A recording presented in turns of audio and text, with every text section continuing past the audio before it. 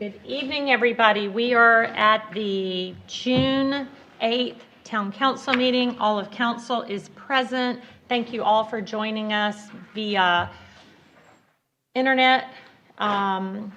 We are slowly getting back to normal, and I just appreciate everyone being here tonight. We will start by the Pledge of Allegiance, followed by the invocation. I pledge allegiance to the flag of the United States of America and to the republic for which it stands, one nation, under God, indivisible, with liberty and justice for all. Mr. Mayor Pro Tem. Let us pray. Heavenly Father, we come now thanking you. We're thanking you for your grace, and we thank you for your mercy. Father, we thank you for bringing us thus far through this COVID season. Father, we ask that also that you give us wisdom, give us the ability to make decisions that will better our community, the citizens that we represent. Father, give us the will to do things that will be pleasing in your sight. These and all other blessings in your name. Amen. Amen. Amen. Thank you, Mr. Hamilton. Moving on to the agenda. Chris, are there any changes on the agenda? Okay, if there's a motion to approve the agenda. So moved. There's a second. Second. Any discussion? All in favor state by saying aye. Aye. Aye. Opposed? That's unanimous. We have 4 different meetings we had this past 30 days. First is the special meeting minutes of April 26th. They were in your packet. If there are not any changes, is there a motion to accept? So moved. There's a second. Second. Any discussion? All in favor state by saying aye. Aye. Opposed? That's unanimous. Followed by number 2, regular meeting minutes of May 11th, 2021. There are no changes. Is there a motion to accept? So moved. Second? Okay. Second. Any discussion? All in favor state by saying aye. Aye. Aye. Opposed? Followed by budget workshop meeting minutes of May 18th, 2021. Is there a motion to accept? So moved. Second? Second. Any discussion? All in favor state by saying aye. Aye. Opposed? That's unanimous. And finally, the budget workshop meeting minutes of May 25th, 2021. Is there a motion to accept? So moved. Is there a second? Second. Any discussion? All in favor state by saying aye. Aye. Opposed? That's unanimous. Presentations, celebrations, and recognitions. It's nice to start seeing people back in here for this. We're moving on to new police department employees. Chief Price, you are up. Yes, ma'am. We will be entering a new post-COVID era, and it is my great pleasure to introduce you to our new police department employees. They'll be coming up one at a time, and I'll be telling you a little bit about them as they come up. Great. If you have any questions, though, please just let me know. Thank you. First up is Mr. Thomas Lang. Do you feel like you're in a beauty pageant? Tom is a police officer 1. He currently reports to Craig Carafa. He has attended college at Brookdale Community College. Go ahead and go to the podium if you'd like. Previously, he was a fitness trainer and a former gym manager for 9 years. And you may or may not know it, but he is particularly instrumental in putting our gym at the police department together. Very much so. We really do owe him a debt of gratitude as all of our officers take advantage of that gym. So thank you very much, Mayor and Council. Tommy, can the public see him if he's facing this way? He's on the camera. Okay, there you go. Welcome. Thank you. Thank you. Thanks a lot. You may go out. Next is Peter Carnicelli. He is a police officer 1. You can come up right to the middle. There you go. Yeah, just come. Thank you. He reports to Sergeant Carafa also. He, from the American Military University, has a bachelor's degree in Homeland Security. Before this, he spent 16 years in the United States Navy. And this gentleman was also very instrumental in getting our gym put together for all of our officers during COVID time. So a debt of gratitude to him as well. Thank you. Thank you for serving. Thanks, Peter. And y'all probably can go out as they're coming in. I think Lindsay's getting your picture. Next is Jonathan Cerrone. He's a police officer 1. He reports to Sergeant Carafa as well. He has attended college at Lorain County Community College and Lorain County Community College Police Academy, both. Prior to this, he was in the United States Army Military Police. We are lucky to have him. you for your Thanks, Jen. service. Next, we have Lilia Montero. She's a police officer 1. She's currently awaiting to go to the academy, as well as Jay is as well. She has an associate's degree in commercial graphics from Trident Technical College. Before this, she was in court operations technician at the town of Mount Pleasant, South Carolina. Welcome. Welcome. Next is Christian Moore. He's a police officer 1. He's also waiting to go to the academy, taking his pre-courses. Prior to joining our police force, he was a supervisory administrative specialist at the Marine Corps. Looks like a Marine. Does he? Thanks, Christian. Have a great day. Thank you, Christian. Thank you for your service. Next is Matthew Eisenmenger. He is a police officer 1. Before joining Bluffton Police Department, and by the way, he reports to Bill Farrelly, but before joining Bluffton Police Department, he was Professional Golfers Career College. He worked there for 5 years in Bluffton. He has a bachelor's degree in criminal justice from Penn State University. Welcome. And this gentleman is the future of our police department. He has high integrity, and he's very professional, and we are lucky to have him. Oh, thank you. Very much. Thanks very much. See you later. So that concludes our sworn folks, but we've also hired one non-sworn person. So we have Shaquilla Hicks. Miss Hicks, we want to come on down?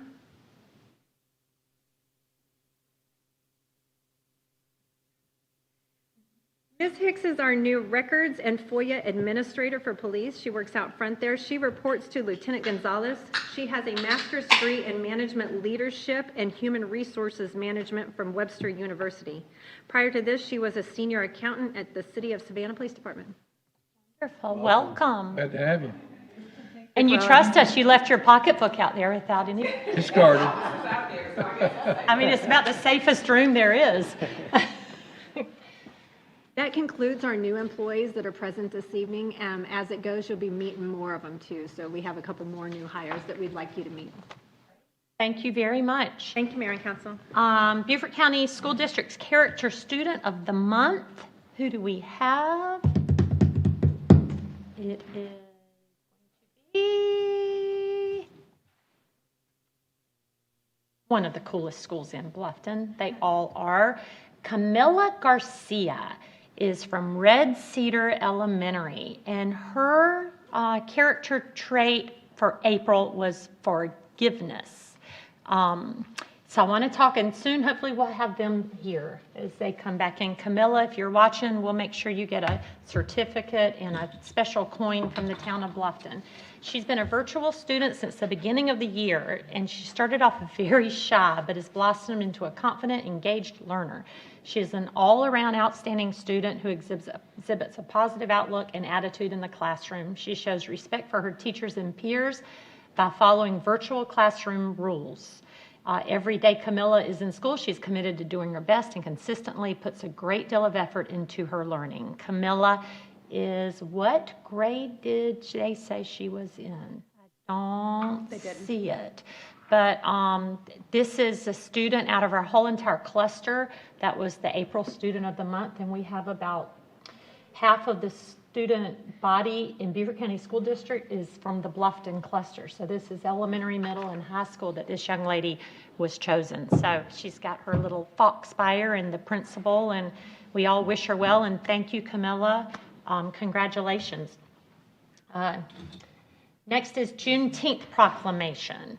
This will take place Juneteenth, which is June 19th. Do you want to pull it up, Kim, and I'll quickly. We do this every year, and last year we were able to make this a holiday for our town. And so our staff has a holiday. It'll be Friday or Monday. Friday. They'll have a day off.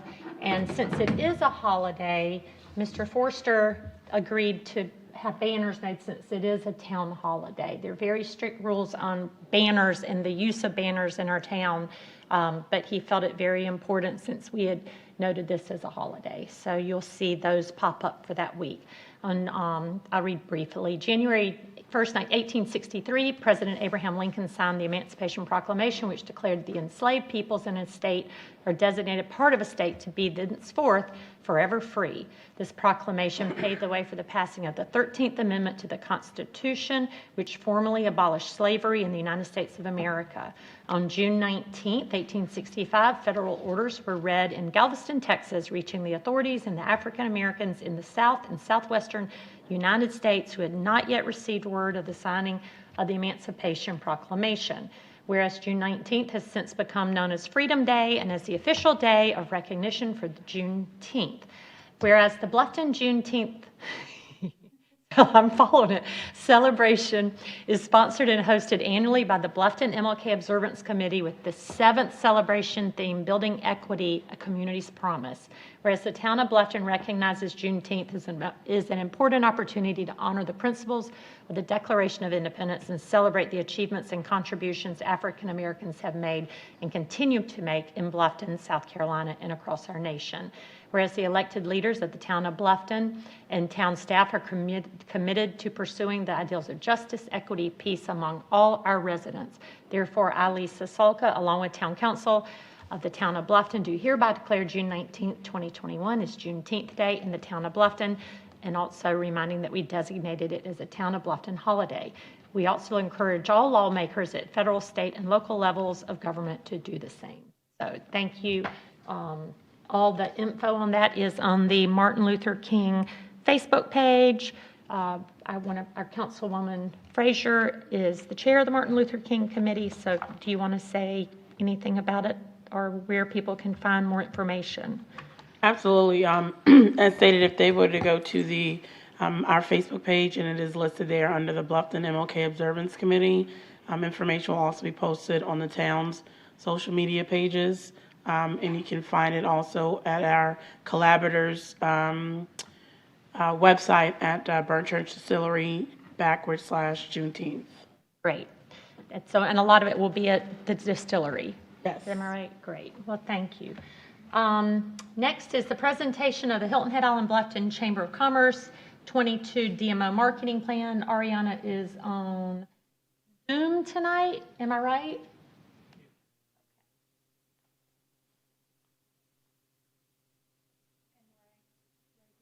And Ray Deal.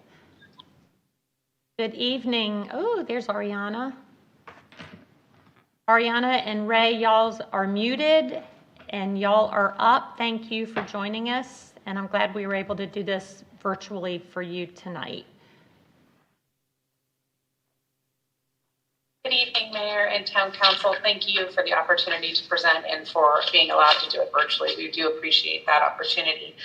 I'm here along with Ray Deal, our controller, to provide two updates. One is our Q3, fiscal year Q3 update, and also our fiscal year 22 presentation on the DMO marketing plan. So if you will, I'd love to share my screen and present those details and answer any questions between myself and Ray.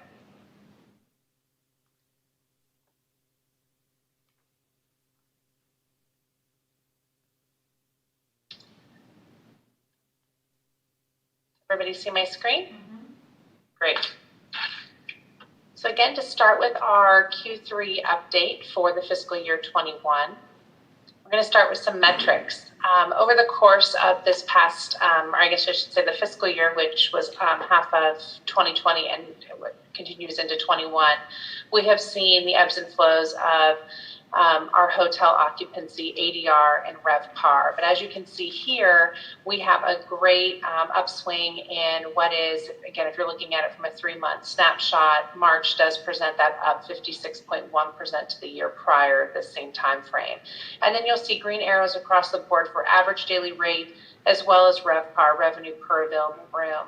There's a very healthy story happening in the town of Bluffton right now regarding hotels and their occupancy, but more importantly that the momentum is continuing into what is Q4 that we'll report on in just some time. But these are good metrics to see and that have helped us into the Q4 timeframe.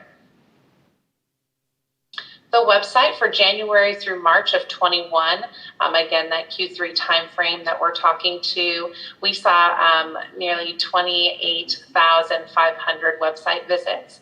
And then the referrals made out to businesses, that we find that to be the most important metric, is the handshakes out to the business. So when a visitor comes to the visitbluffton.org site, are they looking around? What are they doing? And ultimately, are they shaking that hand of the business to learn more information, ultimately doing that trade-off to them?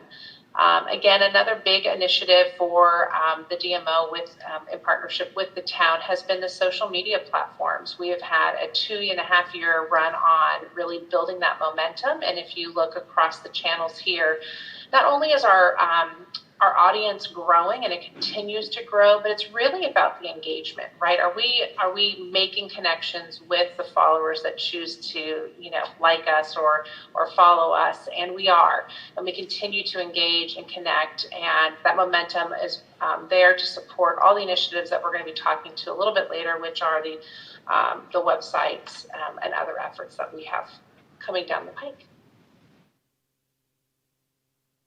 Over the course of Q3, we held 18 events and saw nearly 3,000 in participation regarding all of our chamber events. But here you'll see a couple highlighted with the TIAs out in Bluffton, and then also Burnt Church Distillery. Those were exciting opportunities, and exciting that we were part of that. From a public relations standpoint, again, we're talking about all-encompassing of the Low Country. The stories I mentioned for Q3 were over 1,000.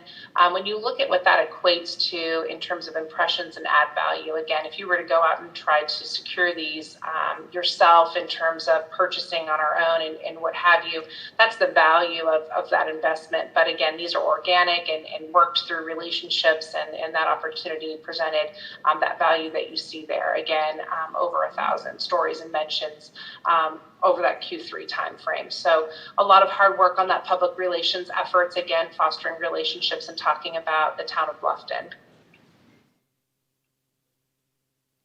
This, again, the new initiatives, we're very, very excited. I have a smaller screen here, but you should have all received, and they are distributed out, the official 2021 official Bluffton Vacation Planner. Thank you for all of your partnership and your guidance throughout this process. We're excited to have this in market. Not only is there a printed version, there is also a digital link that we have, and it is listed on that website. There's a social campaign behind it. The distribution of the print copies are at the Savannah Hilton Head International Airport. They are at Montage Palmetto Bluff. They are at the Old Town Bluffton Inn, the Hayward House, also the town offices, and our office there in the town of Bluffton as well. So we're very excited to be able to bring that forward in partnership with the town and the community. And we look forward to starting back up again for the 22 version, and that cycle again that would be in market January 1 and run the full calendar year. But this is the piece for 21, and we're very proud of that. So we hope that you enjoy that and have had the time to go through that. And again, the visitbluffton.org website, this is an exciting additional piece that we are shouting from the rooftops, and goes back to support that conversation we had just a few moments ago regarding the social media. So several years ago, we held hands in really committing to a social-centric push for all things town of Bluffton in terms of tourism. That momentum and that energy and those numbers that you saw go directly out to support the opportunity to stand up the visitbluffton.org website as an independent site. And we're very excited to announce that that has been live for a few weeks now. We have been going through it as well as those at the town, just to make sure that we have all of our T's crossed and our I's dotted. But again, this is a living, breathing piece, and obviously we want to grow and expand that this platform as we continue to curate additional content and storytell and imagery are at the forefront, and we want to make sure that that's there. So again, social media, the printed piece, and the vacation planner, which also has a digital version, the website, digital ads, really again working all holistically together to tell that town of Bluffton story that we know so many love, and so many are yet to really explore, and we want to be able to bring that to them. So again, all these touch points are going to ensure tourism today, but also tourism for the future.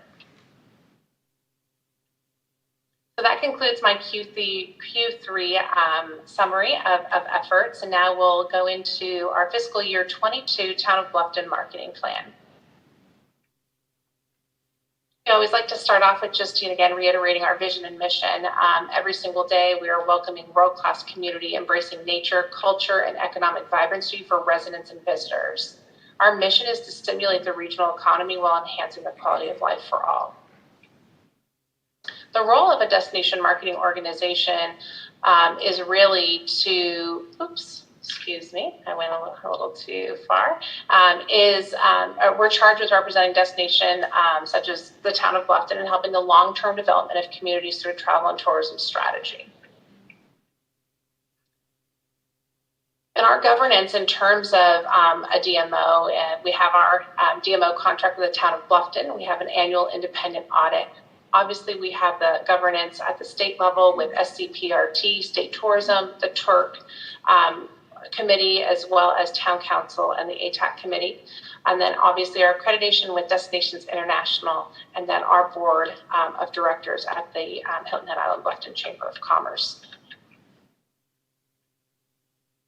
We'd be remiss if we didn't talk about this past year in terms of COVID-19 and global pandemic. I'll take just a few moments to speak to the initiatives there that led us into our efforts that will lead us into fiscal year 22. So again, as a regional community, we came together to forge forward readiness plan. Many of you on this call were instrumental in ensuring that, and throughout ensuring our workforce, our community, as a whole, we're safe and ready to welcome visitors when the time is right. So that effort has led to what was several different committees that touched upon all that not only work within our community, but also touch our tourism sector to ensure those safety protocols were in place. The visual of that was there was the pledge that people took as a business owner or as individuals, and they had those safety seals front and center. We had the resources across all of our platforms that were accessible for not only our community, but also our visitors. And so when we look through what we've been through as a community together, what did that look like in terms of numbers? We were still being recognized across majority of our travel and tourism channels. Here you see just a snapshot of those that were still talking about the town of Bluffton and the Lowcountry as a whole when it came to travel and tourism. If people were unable to travel, they were still dreaming about travel, and we were top of mind as the town of Bluffton, and that's a great thing to be able to say.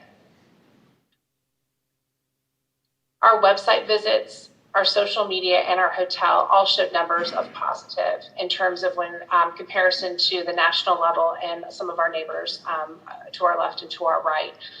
People were still exploring visitbluffton.org. They were engaging with us with social media, and they were still, when possible, making those trips and laying ahead in a bed in terms of travel.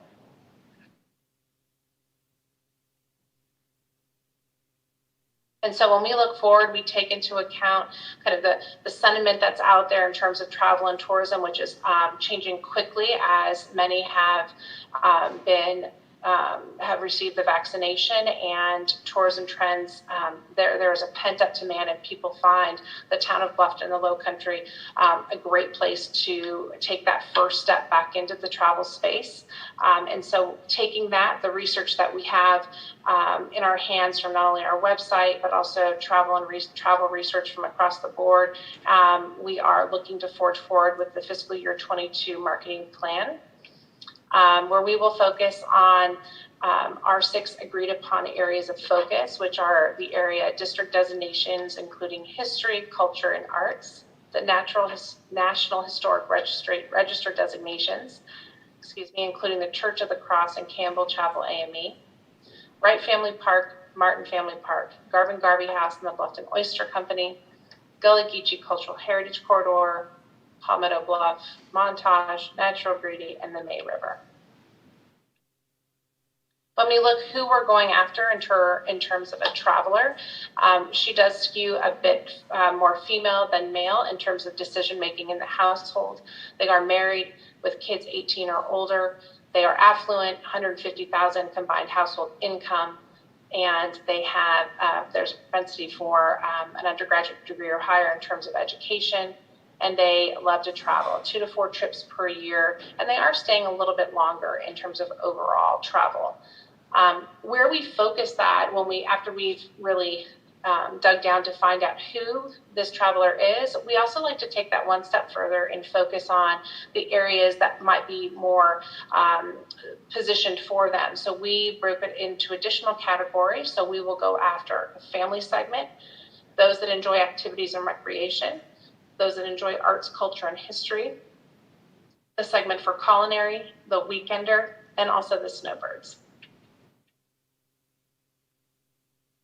As the DMO, we start broad. We reach taking those categories that we just talked about, going after that desired traveler and that traveler group. We go after kind of that broad, we cast a wide net to that qualified audience, and we start to fill that funnel from the top. We want to create, through that broad reach, demand generation, and we want to bring them down the funnel. So here again is a great visual of what we're looking to do every single day with those touch points that we talked through, which are the website, social media, digital, emails, with the book, both printed and digital. We want to increase their awareness, increase their interest in bringing them through that funnel of where they're eventually shaking that hand of our business and within the town of Bluffton.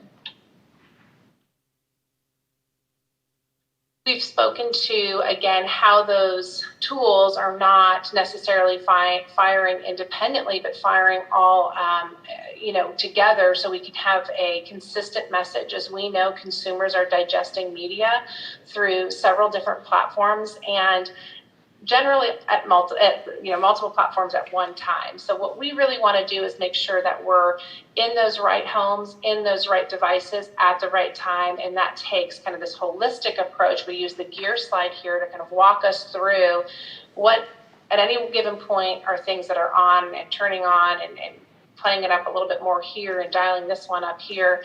And that really takes that cohesive approach to destination marketing that you see here. The strategies, if we break those down, we've identified those to be 7 that we can take a deeper dive into. But here we wanted to outline those for you to make sure that you had them in front of you. So again, we're using that gear slide that we just saw prior where everything is firing and really working hard together. And then we're taking that and placing them into this methodology here of how we're outreaching to make sure that we're getting into those places that we need to be. And then quickly, we have the budget, which I know you guys have seen prior, and we just wanted to make sure you had that visual right there in front of you before we closed this evening with our presentation.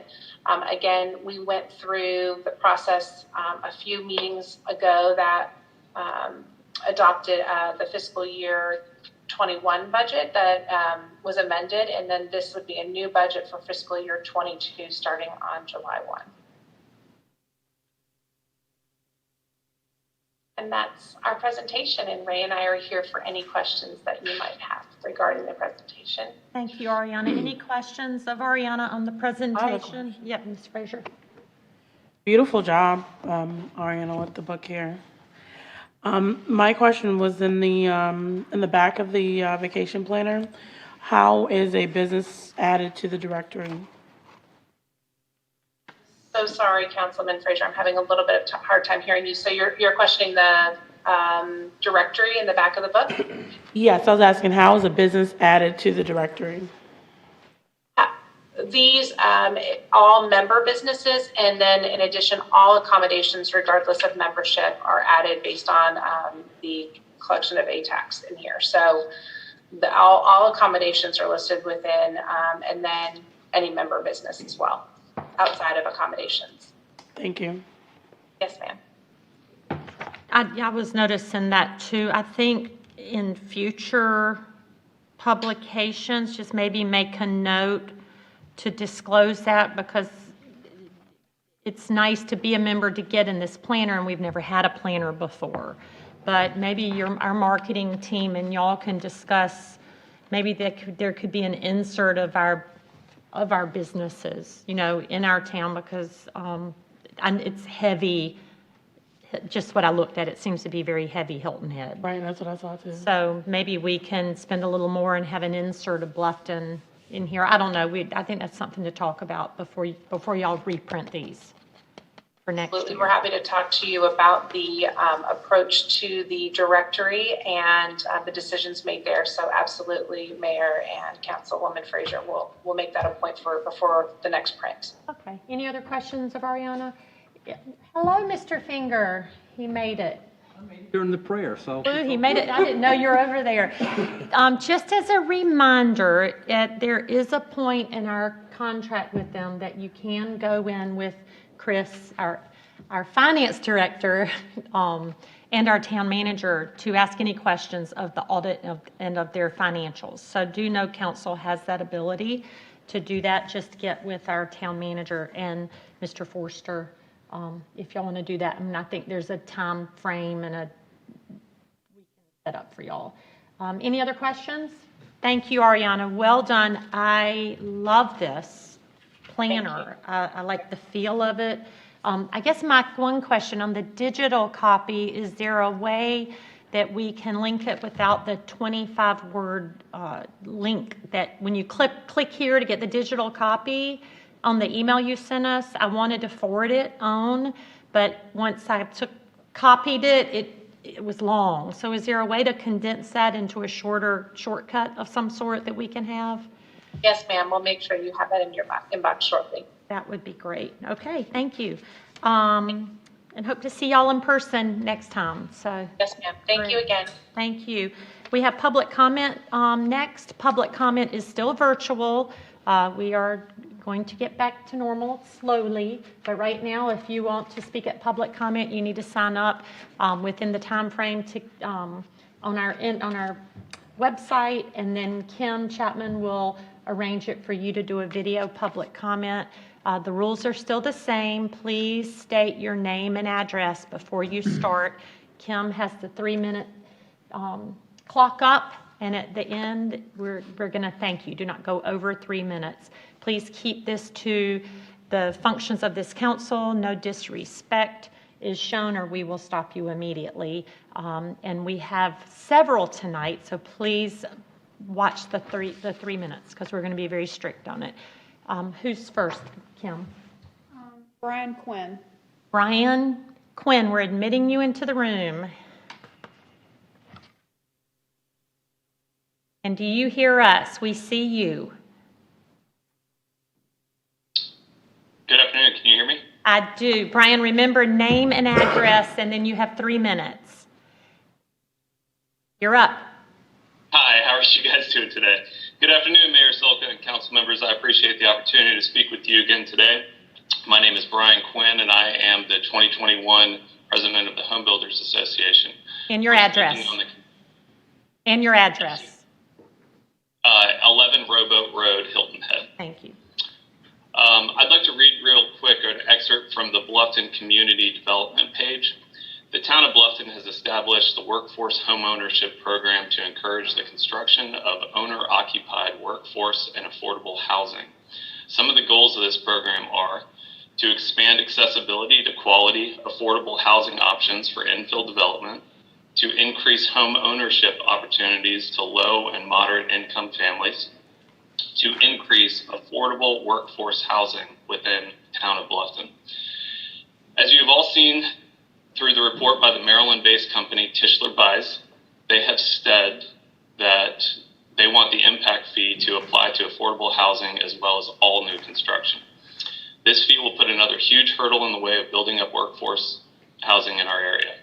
The impact fee in discussion will add $9,535 to each new construction home. These costs are not paid by the builder, they're passed on to the homeowner.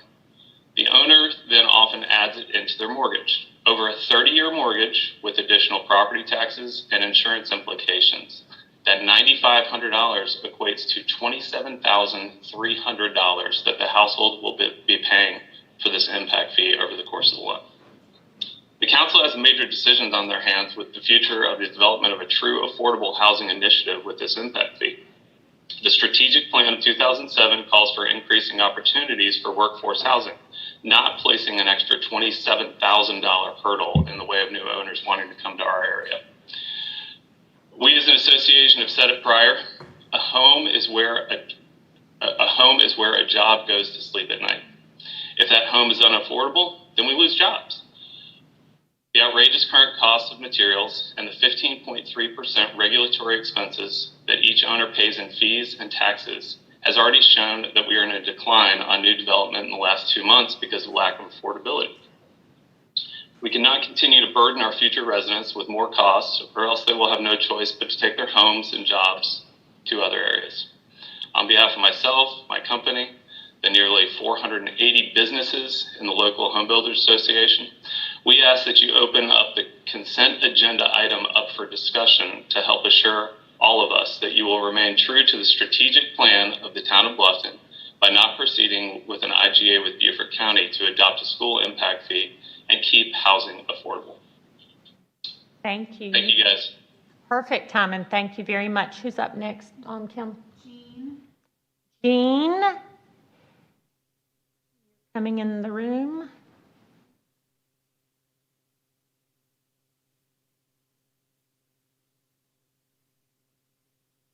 Jean?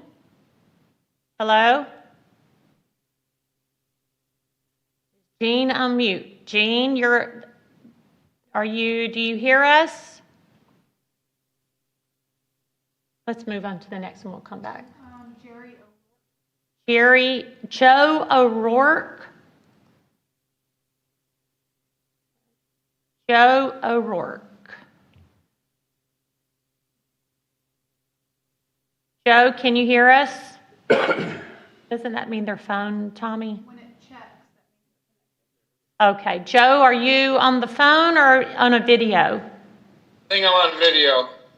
Okay, turn your video on your end because we only see your name, which is fine either way. I just wanted to make sure if you think you're on video, you're not right now. You hear me? We hear you fine. Please say your name and your address, and you have 3 minutes for public comment. Welcome. Hello, my name is Joe O'Rourke. My address is 84 9th Ave, Bluffton. Honestly, I prepared a speech for the ICE-free rule, all based on fact. It takes 9 minutes. I'm not going to waste your time. I'm going to try to do this as fast as possible. So I'll get going. Thank you for the opportunity to speak. I will do my best to stay short and concise. However, what I'm about to discuss is full of complexities, dates, rulings, and laws. It is a lot to process in a short amount of time. This is the absolute last thing I want to do. However, I've been in a position of leadership my entire life. I've come to learn you are expected to speak up, however unpopular it may be. I hope to be just as much educational as informative while providing context and insight on the Kellis ICE-free law that's found in the Town of Ordinances, Bluffton Ordinances, but I'll get going. I'm not going to read you the laws. I can provide you the full laws in this document. I'll send over the document when we're done. I'm going to summarize some of the laws. Bluffton Ordinances. A fixed food service establishment is a non-mobile establishment that prepares and serves frozen desserts. The term restaurants, coffee shops, and soda fountains, which is an old term to describe an ice cream shop, are included in its definition. State's restaurant property must have frontage on South Carolina Highway 46, Bruin Road, or Burnt Church Road within the neighborhood general HD district and Calhoun Street. South Carolina Code of Regulations, Department of Health Environmental Control, states a retail food establishment means an operation that prepares, processes, packages, serves, or otherwise provides food for human consumption regardless of there is a charge for food.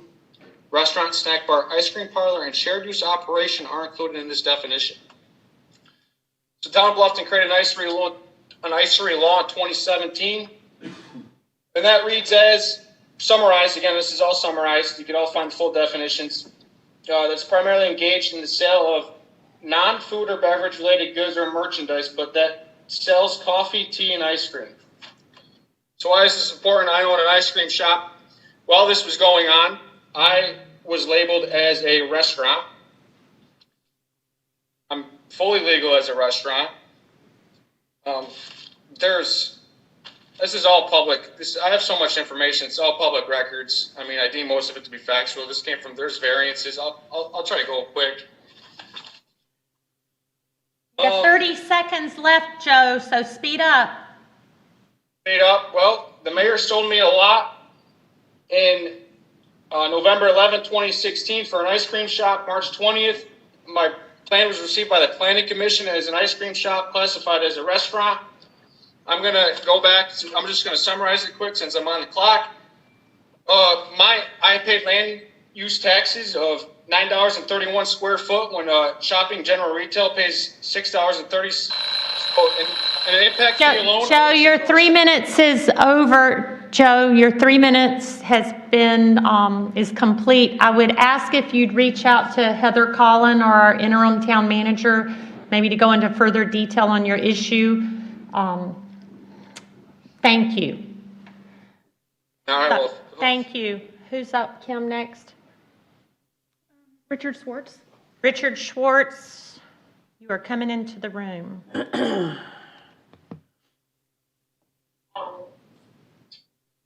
Hey, Richard, can you hear us? We see you. I can. Can you hear me? We do. You have 3 minutes. Please start with your name and your address, and we'll start the clock. Good evening. Richard Schwartz, 32 Rose Hills Drive. I am the president of Village Park Homes, division president. Good evening. I come before you to ask you to consider not to do an intergovernmental agreement approving the school impact fees that are being requested by Beaufort County. Village Park Homes has always been one of the more affordable builders in the town of Bluffton, as well as other municipalities. We have also tried to work with the town of Bluffton on affordable solutions, as well as we've achieved affordable solutions through market rate situations. This year has been a very challenging year. We have added about 30% to our costs, which in turn has added an average of $40,000 to the home prices to our consumers in Bluffton. And seeing what's happened to us with COVID and coming out with the demand, we're having trouble fulfilling our commitments to the home buyers that want to share our way of life. We believe adding the $9,500 fee will contribute to the affordability and moderate home pricing problem that we have in Bluffton. In 2018, Beaufort County commissioned the Bowen National Research study, which I think you're all familiar with. And in the study, it cites several needs for the submarkets of the county. And the submarket of Bluffton main need was affordable housing and moderate housing besides senior housing. And we believe the impact of the $9,500 will further that problem. It will not help the problem. We also believe that the town of Bluffton is a mature market, and it's coming to the finality of developable parcels that are there. There's no reason to engage in this Beaufort County school impact fee that benefits the town of Bluffton for something only south of the Broad. Thank you for your time. Thank you, Richard. Do we have more than Jean? You want to try Jean again, or do you have someone else? We had one that withdrew. Okay. Daryl Owens withdrew. And then we should have, is Bryan still hanging out from? Let's try Jean again. Do you have his name on the online?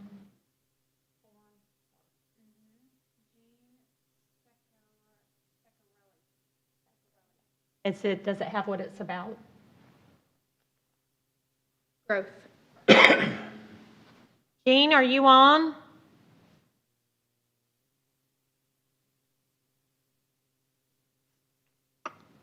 Jean? Larry, how long should we? Give them another 30 seconds or so. Okay. Jean, are you online? We see your video is off. Jean? Tommy, is there anything that you can do from your side to bring them in? No, you've invited them in. And, Yeah, oh, okay. Well, Jean, if you can hear us, you need to be present in this virtual way to read your public comment. If you would try again for next month, we will be happy to try to get you on. We didn't have trouble with anyone else, so I don't think it's on our end with getting you on if you can hear us.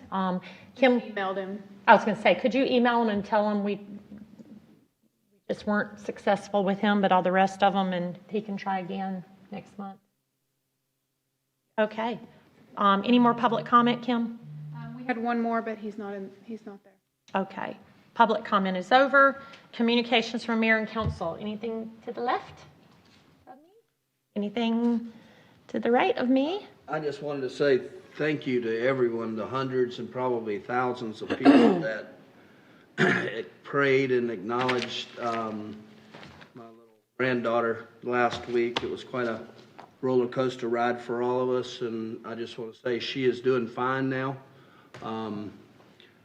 Acting almost perfectly normal, whatever that is. But I just want to say thank you to everyone who took the time and said a prayer or whatever you may have done for our family, and thanks again. Tell everyone she was fine. I saw a picture of her cute little self in her high chair. So this town is still small. I got it on a text from somebody, and Larry, you're the only Larry I know. So they talked about Larry. I called Larry. So. And I know we all kept her in our prayers. Anything else from council? This Friday is our neighboring town is hosting the Congaree Palmetto Challenge, and their mission is so amazing for that county with the ownership of that club. So all funds is going to open up the Sergeant Jasper course, which is going to open it up to free play for all the students in that county. And I think that's an amazing mission. If you haven't had a chance to look at the Congaree's vision and mission, I would urge y'all to pull it up and see the Golf Channel's video on it. It's pretty amazing what 2 members are doing for that whole entire area, which will affect our region. If nothing else, we'll move on to workshop items.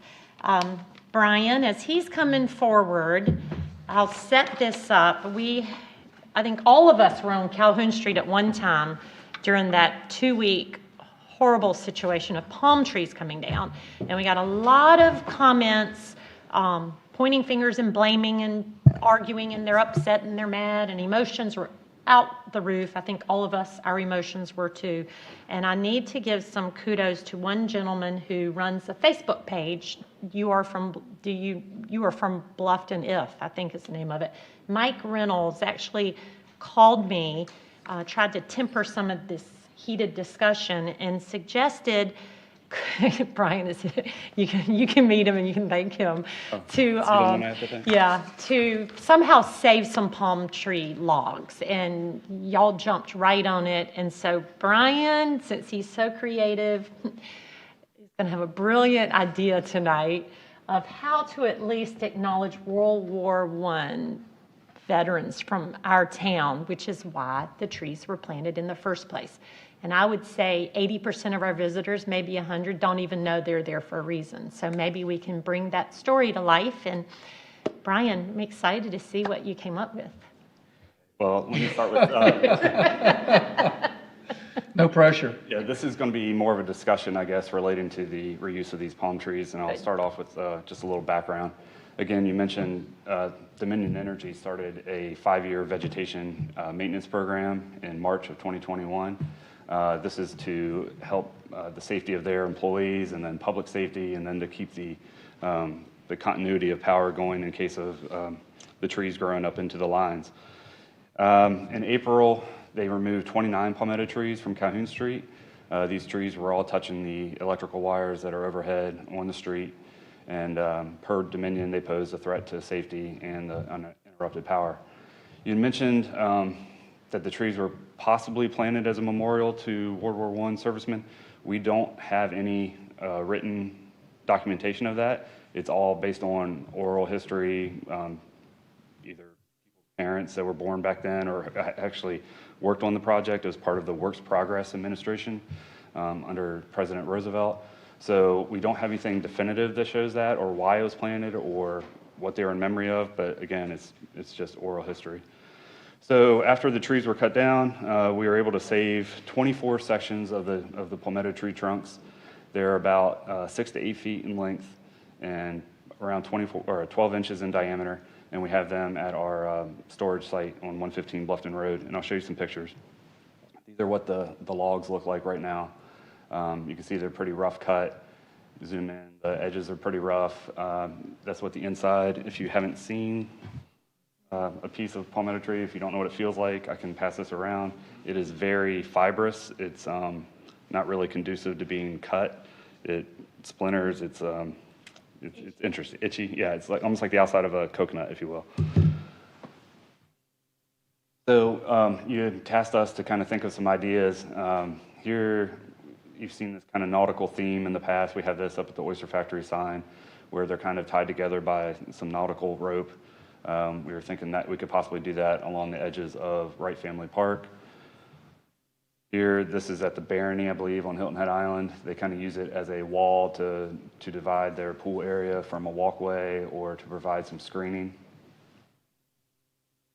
On Google, they've used palmetto trees as, you can hollow it out and use it as a planter. The middle picture I thought was pretty cool, but I don't know if we can do it with the palmetto tree, but they took a log and kind of recessed a light into it. We could do that along the pathways perhaps, but you see that's a smaller log. And then the one on the right, they kind of hollowed out a spot for a light to set in. This is again just a Google image. When you Google palm tree reuse, again, it's kind of like a barrier along the edge of a road. So tonight, it's more of us coming to you all and asking, what's your guidance? What would you like to see? How would you like us to research this more and be able to reuse these logs? And that's, I can go back to some of those images, but that's kind of it from me to open up the dialogue for you all. Y'all's thoughts? Questions? Do you like what he suggested on? I would think that we need some more input from the community once it first brought it up. We have some pretty artistic people in our town, so I would suggest getting their opinions and before we jump to conclusions. Got them, they're not going anywhere now, so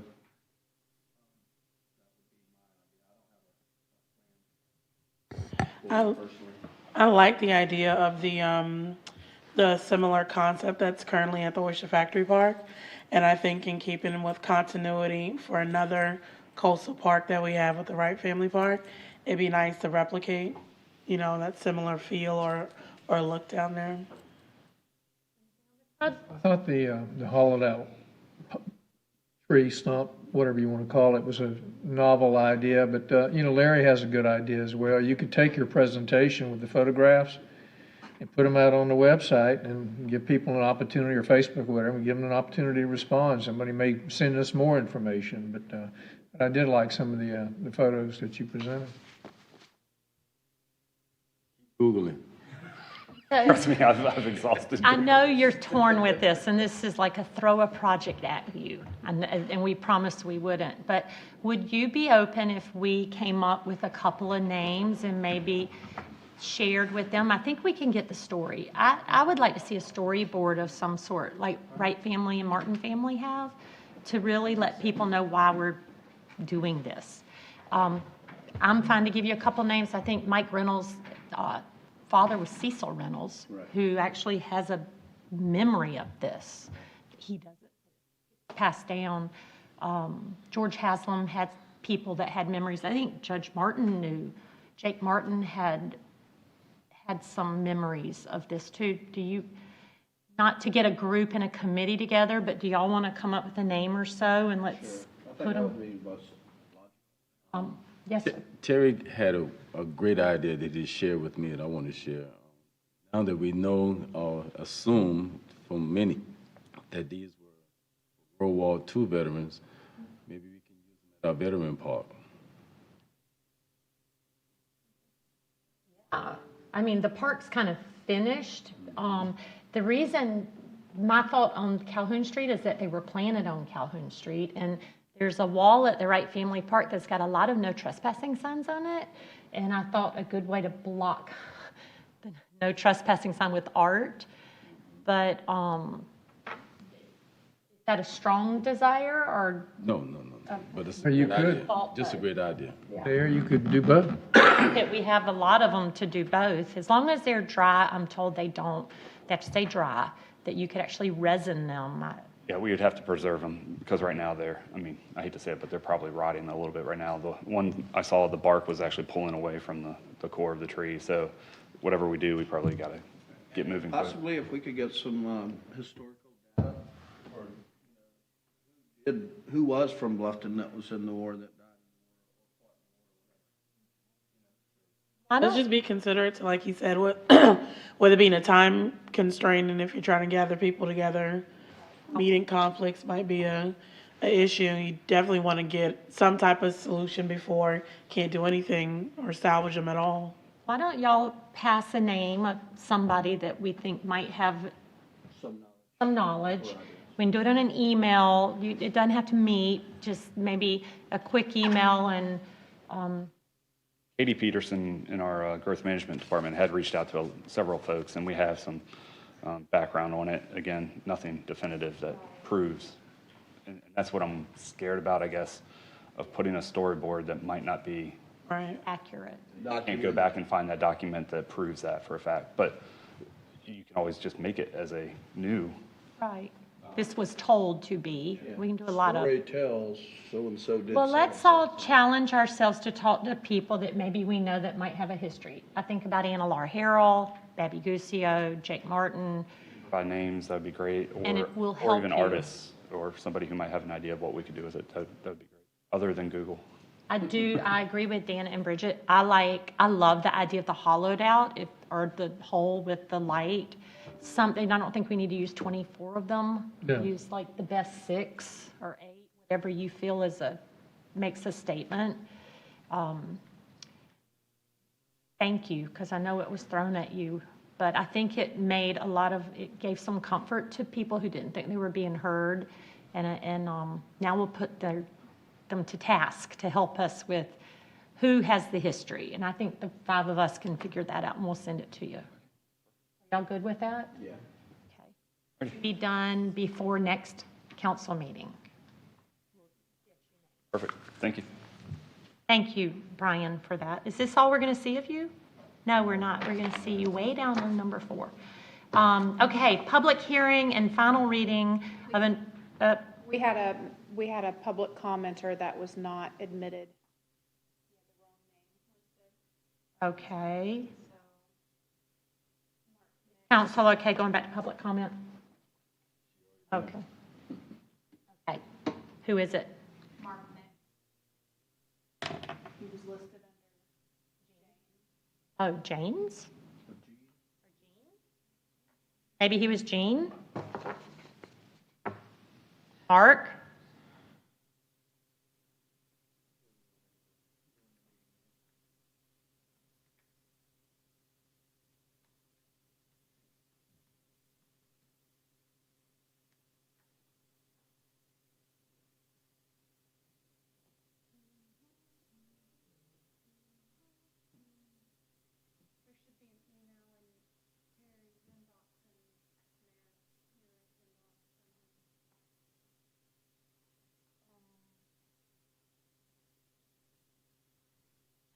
Hey, Kim, Mark Nix was on the call or in the waiting room ready to go. What happened? He was under the name, I didn't see it. Oh, I did see an Alex James.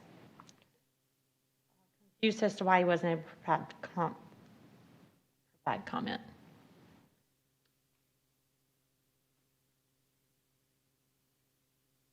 You want to work on that and we can move on and try to get him back in, or?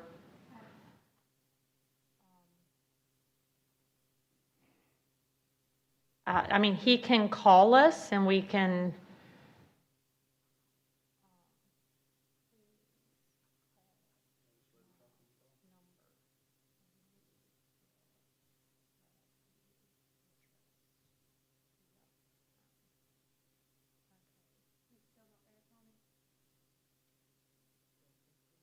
Okay, well, I just emailed her back and said to have them call my number, and we'll just put them on the phone. Okay. Okay. So we have a workshop agenda item, discussion relating to, public hearing and final reading, consideration of an ordinance approving the Town of Bluffton fiscal 2022 proposed consolidated budget, public hearing and final reading. Let's do the public hearing first, Chris. First reading, is there any public comment for the public hearing? I'll go through it. First, call for public comment for the public hearing of our ordinance approving the Town of Bluffton fiscal year 2022 proposed budget. Second, call for public comment for the public hearing of our Town of Bluffton fiscal year 2022 proposed consolidated budget. Third and final, call for our public comment on the public hearing of the Town of Bluffton fiscal year 2022 proposed consolidated budget. Public hearing is closed. Final reading, Chris? You have, Oh. Let's finish, we're already in this, we'll finish it. Chris, you had gone over all of this last month, and I don't think we had any changes. Do you want to? There's some changes, yes. Hold on 1 minute. Hold on 1 minute. We're in the middle of another item. Can I just put you down and let's go through it, then I'll put you on speaker. Okay, I'm going to leave you on the phone, so just listen. Okay, thanks. Okay. Good. Chris? Yep. So again, the total budget of $40.1 million. No millage change. It remains at 38.5. Reminder that in the proposed budget is amendments to the fund balance policy. We discussed these in length at previous meetings. Also in here is also the fees for Wright Family Park, and we agreed to include those with a review of these 6 months down the road. General fund budget of $22.4 million. And some changes since first reading. We went from a part-time social worker to a full-time community health advocate. And we reduced some items in other areas. There was some savings in the general election because of the shared costs, reduced some consulting fees, and use of some general contingency to cover the additional costs for the full-time community health advocate. Again, here's a recap of the positions. So there's 8 new full-time positions. And then there's a net zero change to part-time positions. Stormwater fund of $2.2 million. CIP budget of $11.6 million. And our debt service budget of $3.8 million. So no other changes other than ones that I mentioned. And I ask for your final approval of the FY22 budget. Any questions of Chris? Chris is so happy now. You can go back to interim until the 14th. Any questions of Chris? Chris, I know they've all said it, but I would just, the people who are listening tonight, that was a well-done budget book, and I know your whole department, you give them all credit. It was so easy to understand. And I want to thank you. And thank you for taking a dual role in a very tough time of year for you and your department. So, is there a motion to approve the FY 2022 proposed consolidated budget on second and final reading? Second. Here you go. Second. Any discussion? All in favor, state by saying aye. Aye. Opposed? That's unanimous. Great job. Thank you. Okay, so who do we have on the call here? This is Mark Mix with the Home Builders Association of South Carolina. So Mark, if you would state your name and your address, you have 3 minutes, and I'm going to let you speak in my microphone so we can record it. So you're ready. Sure. Great, thank you. It's Mark Mix. I'm the Executive Director for the Home Builders Association of South Carolina. My address is 312 Winding Way, Columbia, South Carolina, 29212. And I thank you for your time. First, I want to thank Beaufort County and Bluffton for doing a good job of promoting growth in your county and your city. I think especially Bluffton has done a good job about bringing the job opportunities and increasing the quality of life to your area, which has been a big boon for housing and commercial businesses alike. One of the things I try to do is, since I represent the whole state, I look at other cities and counties and states across the country for those who have actually done a good job in handling growth and what they've done to try to share some of that. And one of the things I came across was looking at Durham, North Carolina, and their mayor just recently was quoted, was talking about, they've been one of the fastest growing counties actually in the country for many years, and voted one of the best places to live. And what he brought out of this is that his biggest thing is follow the comprehensive plan, and also he was married to the idea of shared economic prosperity, which means that the entire community prospers no matter what they're doing going forward. So if they're paying for schools, they're all benefiting from the schools and so forth. And the reason I bring that up is part of what I've been hearing about some of the impact fees, especially the $9,000 plus impact fee coming that's before you, is kind of counter to what they're looking at as what they consider shared economic prosperity. I mean, just giving you an example, because we're bringing all the jobs in, you're already seeing it, we're not only seeing it in Bluffton, but across the state, a lack of supply of housing coming forward. And there's a lot of different reasons for it. One of the things, if you just look at housing, what we have right now in your area, we looked like last year, a $250,000 house. It may surprise you to find out that more than $38,000 was spent on that house were just fees and taxes that went back to the government. Now, and that's actually a little more than 15% of the price of the house. If we add the $9,000, and this excludes property tax and the other impact fees we're looking at, if we add another $9,000, you're actually going up to almost 19% of the price of the house. And housing's a lot different than commercial. Many of you that bought houses understand, you put your down payment in, and if the house costs more, you're the one that comes forward with it. And commercial is just more of a cost of doing business. But residential, you're pricing people out. And for every $1,000 added to the price of the house in Beaufort County right now, you're pricing out 90 families that could have afforded the home before. So I have major issues when we're looking at the impact fee, and if you look at some of the points I've sent by email to you, there's a lot of issues I have with the official advice study and some of the issues they brought up. They've more than doubled what their consideration for the student growth population is. Right now, if you're looking at over the last year, a lot more than 1,100 students less than the previous years. And even when you look at the last year before COVID hit, can you finish up, because your 3 minutes has ended? So if you I'll just finish up saying I appreciate everything you're doing. If you have any other questions, I've sent over some talking points to some of the issues I have. But I appreciate everything that Bluffton has done for the betterment of their community, and I hope they'll look favorably and look and saying this is not the right idea for Bluffton. Thank you, and I'm sorry we didn't put your name with the name on our waiting room. No problem. So Not at all. we adjust, but thank you for calling in. Okay, so public comment is officially over. Next, we have formal items, number 11. This is Accommodations Tax Advisory Committee funding recommendations for the March 31st, 2021 quarter. Natalie, how are you? I'm doing well. How are you? Good. Nice to see everybody. Good evening. Use the trackpad. I'm pleased to present the Accommodations Tax Advisory Committee recommendations for quarter ending March 31st, 2021. There are 4 organizations for this quarter, including the resolution for approval of DMO funding for fiscal year 2022. Currently, there are over $1.4 million available for distribution, which is split between both in state and local accommodations tax funds. To begin,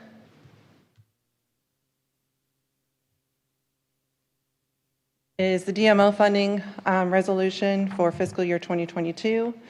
As it pertains to the current 2019-33 contract with the Hilton Head Island Bluffton Chamber of Commerce to manage and direct the expenditures of the 30% of the balance of the state accommodations taxes and the up to 8% of the balance of local accommodations taxes. The submitted budget of the planned expenditures as required by law before the end of the fiscal year is $230,000.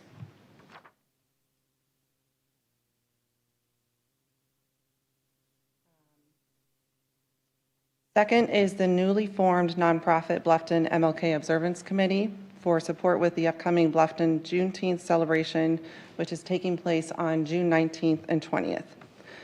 The committee is requesting $27,500 for advertising, facilities expenses, trash, security assistance, and tourist transportation.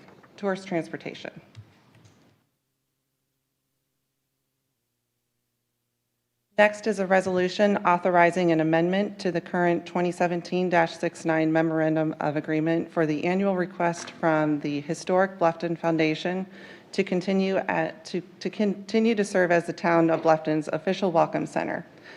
And it adheres to the terms of the MOA, and their request is $169,000. And I would also like to note that there is a minor typo on the second to last column. It should be $10,000 and not $13,000, and then that'll get you to the $169,000 award or request.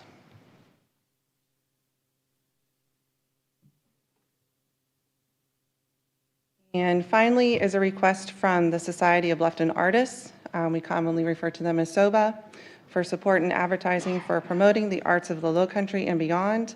Their original request was $20,000, but a revised budget was submitted and has reduced the request to $18,200 for advertising. The committee has recommended to fully fund all of the eligible requested amounts. And we do have some of the members from the applicants if you have any questions, and Sam Britt is also available as well, our chair. Thank you, Sam, for being here. And you have Sam's the chair of the committee. Let's go, we'll do one by one and then ask for questions. First is the required amount for Hilton Head Island Bluffton Chamber of Commerce DMO. Any questions of that? We had the presentation earlier. Is there a motion to do the recommended amount of $230,000 to the Hilton Head Island Bluffton Chamber of Commerce DMO? So moved. Is there a second? Second. Any discussion? All in favor state by saying aye. Aye. Aye. Opposed? Next is Bluffton MLK Observance Committee. Are there any questions of Sam or Natalie on that? No, but Mayor, I believe I have to recuse myself from this one. So will you get Councilman Frazier's recusing herself? Any questions of Sam on that request? Is there a motion to support the recommended amount of $27,500 to the Bluffton MLK Observance Committee? Is there a second? Second. Any discussion? All in favor state by saying aye. Aye. Aye. Opposed? That's unanimous. I will be recusing myself on the foundation. My husband's on that board. So I will not be voting. But that is the next item up. Amount recommended, Historic Bluffton Foundation. Are there questions of, and Kelly's here and Sam. Are there any questions? Okay, the amount requested was $169. The amount recommended was $169. Is there a motion to accept that recommendation for Historic Bluffton Foundation? I'll make that motion. Is there a second? Second. Any discussion? Mayor? Yes, sir. I was glad to see that they lowered the budget again. I had conversations with staff and Kelly over the weekend, and, and I've said it before, Kelly has taken, he's done a lot of different things over there, made a lot of good improvements, and but I see that you're being a little tighter with the belt.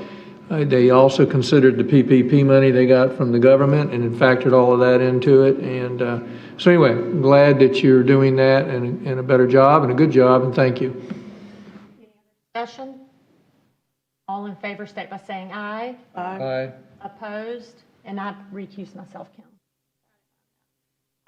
Finally, the Society of Bluffton Artists, or SOBA, they requested $18,200, a recommended $18,200. Are there questions of Sam on that application? Walk here to get exercise, but we would have had questions if you wouldn't have been here.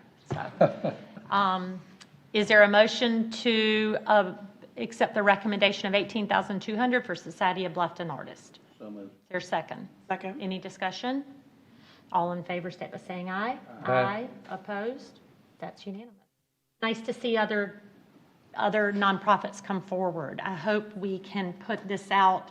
Is there a way to do a workshop of nonprofits to get more applications in? We actually have a date tentatively scheduled for a workshop to hopefully get some more applicants in. We're looking at July 22nd. Let us all know, Will do. and we'll spread it out on our social media. Okay, thank you. Absolutely. Great. Kelly, and you got to go too. So thank you for sitting in here. Yes. Next is consideration of a resolution memorializing the watershed management building located at 1261 May River Road in honor of the legacy of community contributions and public service rendered by Jenny Kitty. Lisa, good evening. Good evening. How are you? Council, how are you tonight? Nice to see you. You as well. I am before you tonight to request Town Council's consideration of a resolution memorializing the watershed building located at 1261 May River Road. This will be in honor of the legacy of community contributions and public service rendered by Miss Jenny Kitty. Her motto, if I can help somebody as I travel along the way, then my living shall not be in vain. And that she did. She was a mother of 9, loving mother, devout Christian. Miss Kitty left a long-lasting legacy. She was a native of the Low Country, a graduate of Penn School on St. Helena Island, the very first African-American licensed nurse practitioner in our Bluffton community. She acted as a midwife for 39 children for those who could not readily travel to a hospital. Facing active resistance from forces throughout the area and statewide, Ms. Kitty, alongside of Dr. Gatz, worked diligently to find the cure for intestinal parasites known as stomach worms that was affecting many individuals in Bluffton and beyond. In addition to her work in the medical field, Ms. Kitty saw a need for childcare for working mothers, so she petitioned President Lyndon B. Johnson for funding to establish what we now know as the Bluffton Community Center, a nonprofit that has served both young and old for over 6 decades. Pending council's approval tonight, staff will work with family on a date and time for the dedication honoring the late Miss Jenny Kitty. If there are no questions, I have the motion ready. Any questions of Lisa on this? No questions, but I would definitely like to make a comment on that. I think it's a great presentation you put together, Lisa, very fitting for Miss Kitty. I was one of the ones who was still probably young enough, probably the youngest of my, or oldest of my generation, so remembers going to that clinic when it was there. And she served and helped a lot of people and made house calls for those, like my family at the time, who financially didn't have the means to get to hospitals or medical facilities. So to be able to honor her in this manner, I think speaks volumes of the type of town that we have here and the way that we value people who selflessly give themselves. I went there to get all my shots and worm medicine and whatever it was they made us drink and get stuck back in the day. So I'd like to make a, you going to say something, Fred? Go ahead. You got to tell him he got shots here too. He was born there. Dan and I got shots here too. Really? No. Did you? No. I just know Fred did too. Of course, I got my shots there, and I got my shots at her house. She did. Her son said that she always wore the pink dress, so when she came with her shots, they always knew her with the lady in the pink dress. Continuously, even after the building was not serviceable, she still rendered her service to the community in many other ways, still in our community. Absolutely. I found the article fascinating, a great read. The doctor that she was a partner with, quite a trendsetter, really ahead of his time. And I would never have known this if it had not ended up in this packet. But I was thinking, and I don't know how practical it is, but, for example, the Historical Society, Kelly, they did a video of people of the community, I think, Emmett and others, that were incorporated into that video a couple of years ago to kind of preserve the history of some of these individuals from Bluffton. And while she's not here, I think if there was a way for us to come back and find people like her to include into that process into the future for preservation of the history here, it would be amazing. So I would hope that we would, you maybe reach out to Kelly, okay, see if there's some way through the town that we can start documenting this, even with a video and pictures, into the future. I actually, Dan, when the chamber did that, I believe, with Kelly, and I had told Lindsay I wanted to set up a time for Miss Jenny. I have 5 messages from her on my phone. She was sharp until the day she left us. And I said, she's the person you need to take. But then she fell. And then she was in the hospital. And then COVID, and they didn't want anybody coming around her. But she was the real thing and such an inspiration for women, I think, of all of us. And for our whole town to see what a strong, I mean, that time was tough for anybody to excel, any female, but for a black female to do that. And she probably had those shots in her car. She would probably give me a shot if I'd asked her. But I love it. I hope the board, I love the storyboards we do. I think they're amazing. There's so many people that surrounded her with love, and I know there were other names mentioned that really helped her. But I think this needs to be named for her. Absolutely. And then the story of her fellow nurses should be included in the story. But this is wonderful. Well, pull that motion up. There is no other discussion. Is there a motion to approve the resolution memorializing the watershed management building located at 1261 May River Road in honor of the legacy of community contributions and public service rendered by Jenny Kitty as presented? I make that motion. Is there a second? Second. Any discussion? Great job, Lisa, on the little bit of history you put here. And will you reach out to Kelly and Chamber and others, maybe between you and Chris, on let's starting to get these stories? Absolutely. Absolutely. Thank you, Lisa. Thank you. Have a good Thank evening. you. All in favor, state by saying aye. Aye. Opposed? Thank you, Lisa. Have a good evening. You have a great evening. Next is consideration of a resolution affirming the use of revenues generated when the local option sales tax approved by voters of Beaufort County. Mr. Forster is our interim. All right, good town evening manager. again. So just a refresher, this is a very, actually, I believe it's the same as the resolution that was brought forth the last time this was considered. So you know the local option sales tax has been passed through the county council and has been approved to be put on the ballot for November referendum. And it is a 1% sales tax, 71% of which would go towards a property tax credit. And then the remaining 29% could go to the county and municipal revenue fund, which can be used by a budget approval. So this is the resolution by Bluffton Town Council of the Town of Bluffton, South Carolina, that when the local option sales tax is approved by the voters of Beaufort County in the Town of Bluffton in the November 2021 referendum on this question, the revenues generated to the town under the property tax credit fund up to 71% of the local option sales tax proceeds will be used to replace and reduce the property tax revenues by application of property tax credit against town property taxes so that they are reduced by the greatest amount possible. In addition, revenues generated by the Town of Bluffton under the County Municipal Revenue Fund, up to 29% of the local option sales tax proceeds, will be used in accordance with state law, section 41050, as determined by the Town Council through annual budget process. Any questions? Questions of Chris? I'll make one statement.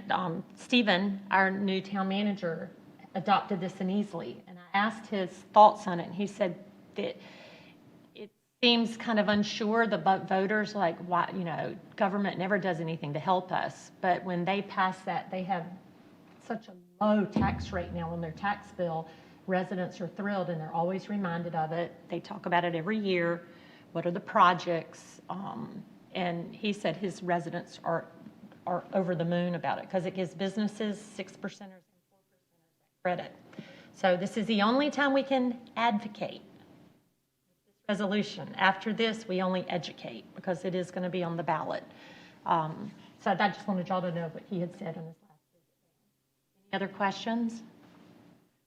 Not, is there a motion to approve the resolution affirming the use of revenues generated when local option sales tax is approved by the voters of Beaufort County? So moved. Is there a second? Any discussion? All in favor, state by saying aye. Aye. Opposed? Thank you. Bryan, rush back up. Consideration of a proposed contractual agreement related to the construction of Buck Island-Simmonsville Phase 6A sidewalks.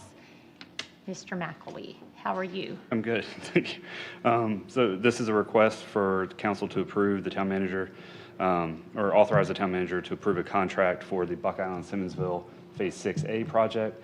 This is a project that consists of about 2,000 linear feet of sidewalk on Simmonsville Road from Graco north to Sugaree Drive. The responsible bidder for this project was AOS Specialty Contractors out of Lexington, South Carolina, and it's for $270,150.35. And we are also requesting a 10% contingency to cover any unforeseen changes that might arise during construction. I'm happy to show you a map of the project or answer any questions. Otherwise, I can skip to the... Any questions of Bryan? This was typically a consent agenda item, but I just thought it was important to pull off, number one, not to have such a lengthy consent agenda list, but two, to let people know a lot of people don't read that consent agenda, and I think it shows all the hard work you've done on it and almost a fulfillment of our commitment. One remaining phase left, 6B, and that's under design right now, and we'll be done with the sidewalks. Good job, Fred. I see the map, thank you. And I need to know, how much is 2,000 linear feet in miles? A mile is 5,280 feet.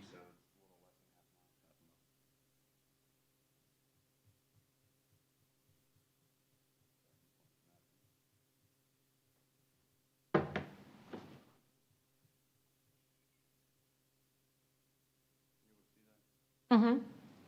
It's the line in blue. Side of Simmonsville Road. Riding through there yesterday or this morning or something, and I was thinking about this. It's definitely a needed area, you know, for all we've done everywhere else. That's definitely something that's way overdue. I did have a question, Bryan, with the upcoming project. Will the completion of this impede the upcoming project of the drainage happy project with this area? No, not at all. In fact, this project will have some drainage improvement to it as we pipe some of the ditches on the side of the road. And the CIP project is actually on Buck Island on the curve, on the inward curve. Any other questions? Thank you for putting this on there. If not, is there a motion to authorize the town manager to execute a contract for sidewalk construction to complete the Buck Island-Simmonsville Neighborhood Sidewalks Phase 6A with AOS Specialty Contractors? The contract amount includes the base bid of $271,5035 and a contingency of 10% of the contract amount to address unforeseen changes that may arise during construction. Your second? Second. Any discussion? Right, when will this start again? Once we authorize or get the contract signed, usually there's a notice to proceed, probably within 30 days. Do they have a time frame they need to finish it by? I mean, are they ready to go? Yeah, I can pull it up if you want one. No, I just need you to. There's a term to There it. is. Right. Mm-hmm. It's probably about 120 days, 150 days. Any other discussion? All in favor, state by saying aye. Aye. Opposed? That's unanimous. Thank you, Bryan. We have a consent agenda with several items on it, and I always ask council if there's anything you want more information on, or that we want to vote on separately, to do so. So are there any items anyone would like to be removed from the consent agenda to discuss in more detail? Yes, Item I'd like 7. Item number 7. Did I hear Ms. Frazier? Yes, item number 1. Item number 1, under which you want? I want a report from the police department. Police department. So Chief, if you can pull yours up, and then item number 7. Other than that, is there a motion to approve the consent agenda? So moved. Is there a second? Second. Any discussion? This is really interesting and very informative information, probably more so than the rest of our packet sometimes. So please read our reports from our departments. They're busy. They haven't slowed down even during COVID, and I just think it's a big thank you to staff for all they do, and I read every word of it. So Heather, you can come on in if you'd like to. Let's just do it in order. So Chief, can y'all see Chief stay?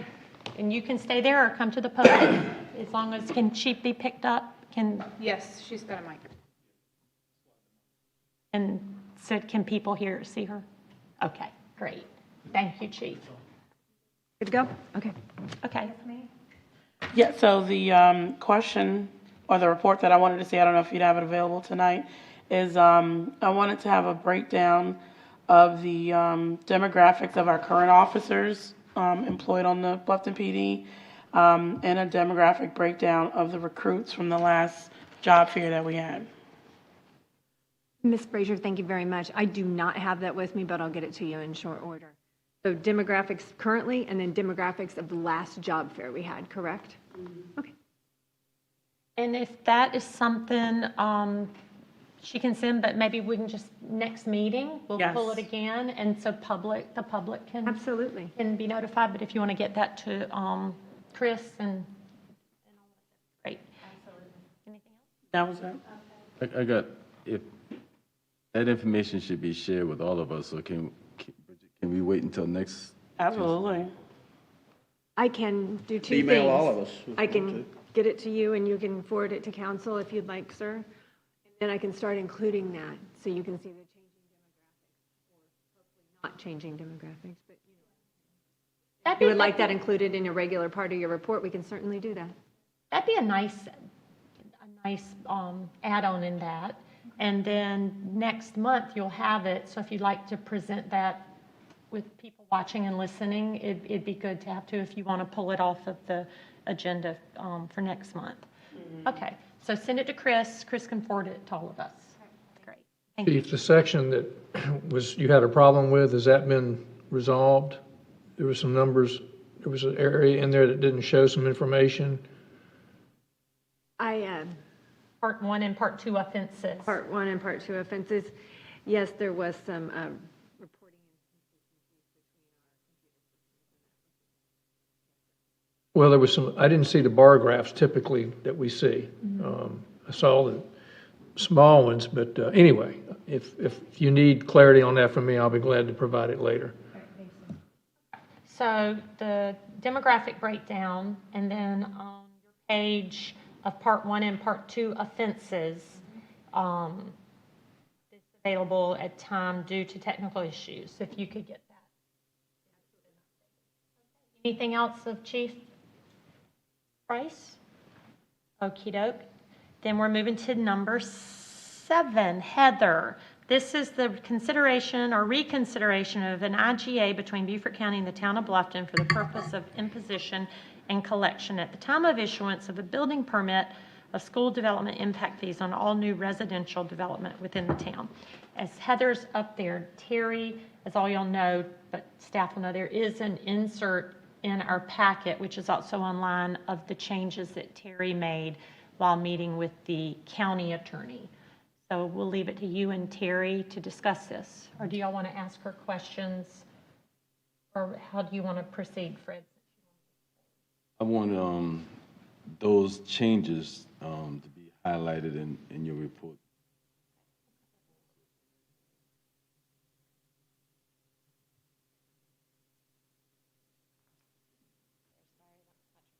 Way to pull this up, but it's I think 530 if you go down. It's page 530 if you see that. Well, no, I don't. It's page 530 on my little. Bear with me, but it's in attachment 2 if you're following along in your own packets. Redline version. Mr. Hamilton is leaving for an emergency phone call, but I know his questions, so I will relay. Okay, and you'll see in the redline version there are some edits and some clerical things that we were, Terry Finger was working to resolve that you'll see here. But as I scroll right here, number 3 is the addition that was included in this agreement, in the proposed draft agreement concerning affordable housing units. So that's on the screen before you. I'm happy to help answer any questions, or if Terry Finger, if you'd like to expand on what those changes are. My thought was that I didn't know where council wanted to go. I know that affordable housing was a very critical concern, having these fees levied on top of what we're trying to do in some of our attempts would be very difficult to make the numbers work and make them move forward. So I essentially said that on any affordable housing units that are developed by the town or on town property via a public-private partnership or joint venture, there would be no impact fees. Just said, no, it's our project, we're not going to pay fees on our project. And then secondly, the proposal from the county did not have discounts for different levels of percentage AMI. So I tried to utilize where they started from and kind of blend it in so we would have the ability to go all the way up to 100%. So that's what I was attempting to do there. That is probably probably the biggest change in the draft. And I tried to take what council had been letting us hear and tried to make it there. We do not have, at this point in time, county approval for this. This is something that will take some further negotiations. And of course, y'all have not approved it yet either, so yes. Question, two things. I did watch the county meeting. They went ahead and passed it, and I think Councilman Rodman had asked by state law, can a county pass this without hearing back from the municipalities? And they proceeded forward. So they have indeed passed theirs. My question on your scratch throughs was, if I could, oh, yeah. if that's okay. Sorry, I didn't mean to interrupt you, but from what I have understood and have contacted with the counties, they've approved it on second reading. They still have one more reading before it's approved. Okay, well, I was mistaken. Okay. Sorry, and I didn't mean to interrupt, but. No, I appreciate it. You did some scratch throughs where it says, whereas the town of and the city of Hardeeville. Did we scratch through all of that because Well, I mean, there by the county? The county put that in there. They had, Hardeeville's was in this draft, and I didn't think I had any ability to talk for Hardeeville, so I scratched them out. I appreciate the looking over this. Any other questions of council on this? Just for Terry, the reading in Section A there, no fees will be levied on any affordable housing units developed by the town or on town property via public-private partnership or joint venture. Right. If someone else wanted to, if someone else had a property and we were partnering with them on their property to build affordable housing, this wouldn't have anything to do with that? No, that would be broad enough. If it was a project of the towns, it would be broad enough. That's where I tried to, I was just, questioning the clearness of that. It says town property. Or on town property. By the town or, okay. Housing units developed by the town. right, I tried to make it broad enough that. I wanted that to, would be covered. so that Right. was what I wanted to say anyway. So Oh, did I've you got- hear, Terry, so do you feel like you covered Larry's concern? I think so. The other thing I had, that since we're changing this, and Terry, thank you, I think we just need to be clear that 60 and below, the fees are already waived, and I thought I had read that in some of the county documents where they said up to 60, and so I questioned Chris and I, we're probably on the same page. Up to 60 means 59% and below, and I just don't want to cause a splitting hairs, so if y'all are okay to add in 60 and below, just wordsmithing. I'll tune that up. Okay. Yes. That all fees are waived. Yes. Any other questions on this? I wouldn't mind just expressing my feelings on this whole thing. I think it's a tremendous amount of money, a tremendous amount of increase, like everyone who's chimed in today. But I really don't know. I've been taking my grandkids to school a lot here lately, and I'm telling you, the schools are full. There's unhappy teachers, parents. We need more money. I don't know where we're supposed to get it from, I mean, so many people don't understand that they do not pay school taxes for the home that they live in. Your primary residence does not support our schools. any secondary property, any commercial property, any motorcycle, car, boat, motor, any of that. Everybody pays a portion of school tax to support the school system. This won't affect anyone who lives here today. It will affect the ones that move here, you know, for the homes that haven't been permitted up to this date. So I don't like going up on it like this. I don't totally agree with it, but I also know that we need to generate some funds to support our school systems somehow. So I guess it's going to be the new people that come that, you know, pay $10,000 of it anyway. That's all. Anything else from council? Yeah, I wanted to make some observations. I listened to the individuals who have concerns about the impact fees like everybody else has. I understand it. I agonize over it just like everybody on this council does. And it's a big thing to go $9,500 or $4,500 in multifamily, whatever it may be. And it's a lot of money and we don't take it lightly. But, you know, I'm going to say, I think this all goes back to Act 388, which we can't undo.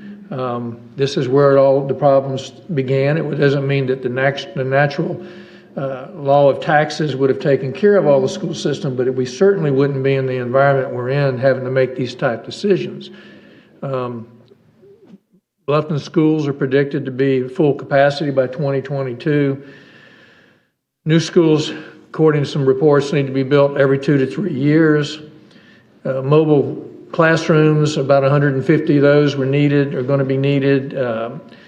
The newly built schools here in Bluffton, some of them have already been enlarged, added to.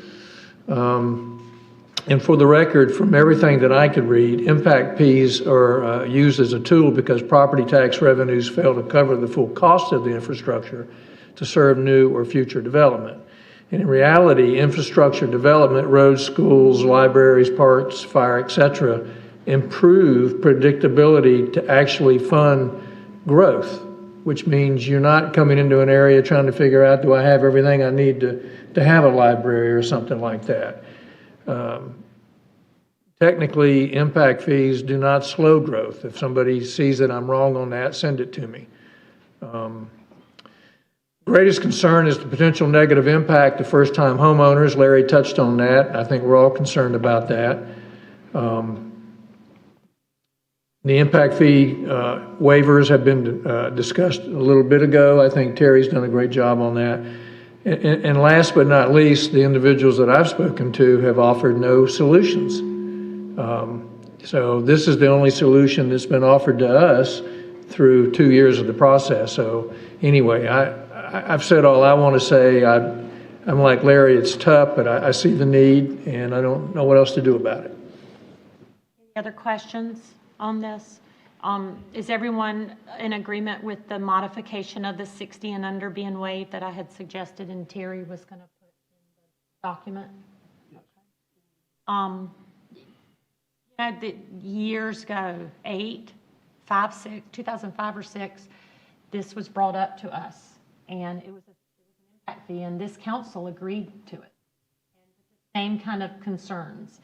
And the recession hit, and I'll never forget, he was chairman at the time, Somerville came and said, we don't need to charge this anymore because of the recession. And if we could have only seen or thought where we were going in the next 10 years. Know better, do better. I'll credit Fred for that. But it was a tough decision then, and it is a tough decision now. And I do think growth needs to pay for growth at some point. And it is hard. I think we're covered in affordable housing. There's no splitting of hairs on what we intend with that. And hopefully building costs will settle.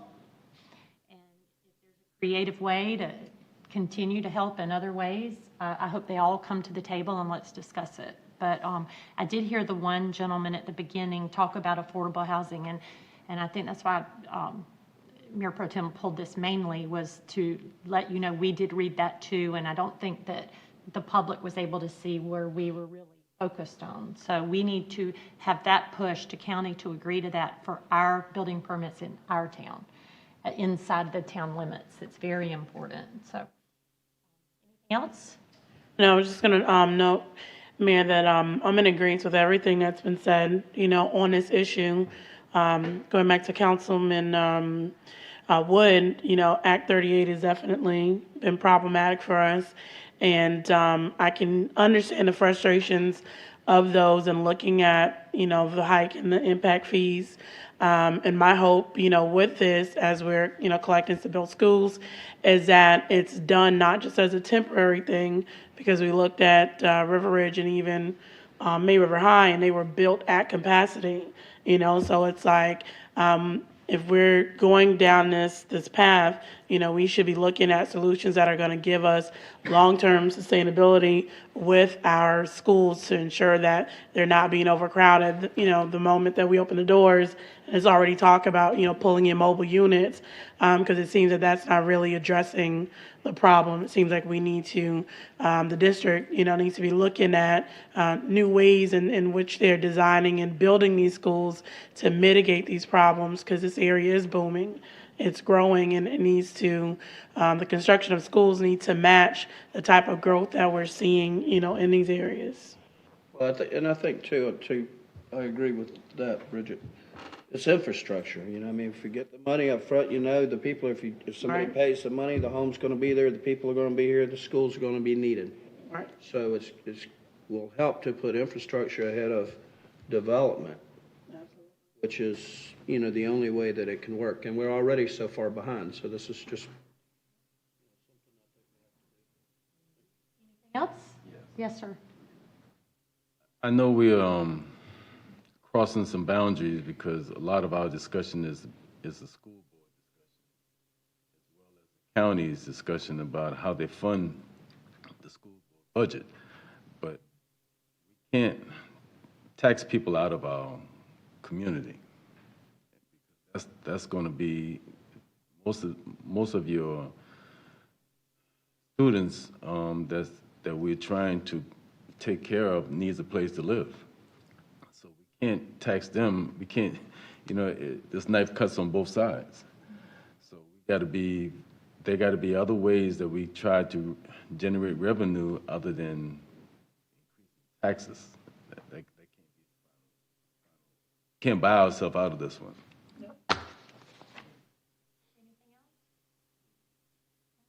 Motion, and thank you for staying, Heather, to go over this. I think it was important. Is there a motion to approve the intergovernmental agreement between Beaufort County and the town of Bluffton for the purpose of imposition and collection at the time of issuance of a building permit, school development impact fees on all new residential development within the town as marked up by our town attorney to include the waiving of 60% Right. and under of fees? Is there a second? Second. Any discussion? All in favor state by saying aye. Aye. Opposed? That's unanimous. I'll report back at next council meeting how our draft is received by the county. Well, I have a question on that. If it's not received, If the county, do we start over and decide if we're doing it at all? that's correct. You would have the opportunity to revisit the situation if they did not accept our contract or our agreement. Bryan was out there. Chris, does he need to stay for any more, or was he Oh, just? for the executive session, yeah. Does he need to? Okay. Is there a motion to go into executive session for personnel matters regarding town and council appointment of boards, committees, and commissions? That's Act FOIA 3470A1 and contractual matters related to financial audit services, and that's FOIA 3470A2. So moved. Is there a second? Second. Any discussion? All in favor, state by saying aye. Aye. Opposed? Anyone leave? Chris, who needs to stay?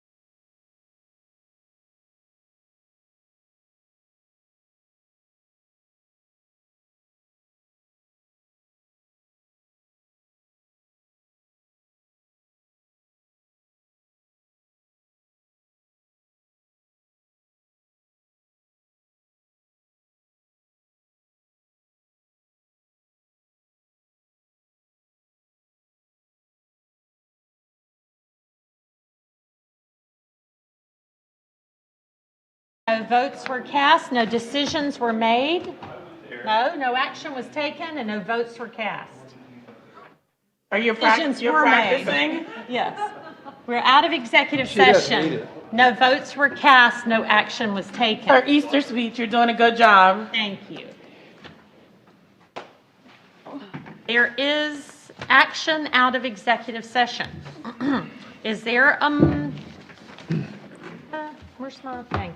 Is there a motion to reappoint or appoint the following names for the following committees? Reappointment for Accommodations Tax Advisory, Sam Britt, Joseph Krupnicki. Affordable Housing, reappoint Fred Hamilton, Dan Wood, Gwen Chambers, and appoint Grace Staples. Beautification Committee, reappoint Hugh Williamson and appoint John Bowen and Dot Yeager. Board of Zoning Appeals, reappoint Daniel Grove. Construction Board of Adjustment and Appeals, reappoint Ryan Yacco, Tom Bullard, Adam Love, Bill Hughes. Historic Preservation Commission, reappoint Elaine Adams and Carrie Schmelter. Law Enforcement Citizens Committee, reappoint Jennifer Morrow and William O'Toole. May River Watershed Action Plan Advisory Committee, appoint Carmen Manning, Jesse White. Planning Commission, appoint Rich Delcourt and Jason Stewart. Wall of Honor Committee, reappoint Jacob Martin and Corrine Reeves. I made that motion. Is there a second? Second. Any discussion? All in favor, say by saying aye. Aye. I have lost my agenda, but the second item was to make a motion to appoint an auditor, Alden Jenkins. which is Malden and Jenkins. Made that motion as well. Is there a second? Any discussion? Oh, wait a minute, is there a second? Second. Any discussion? All in favor, say by saying aye. Aye. Opposed? Before we adjourn, this is Chris's last meeting as interim. Am I right? You have done such an amazing job. Yes. And if this is the way we could interview to see on the job training, you have really united all of us, and you didn't just take it in title. You have worked so hard as if you were the town manager. And I can't thank you enough, Chris. And I'm Yeah, I'm more than pleased with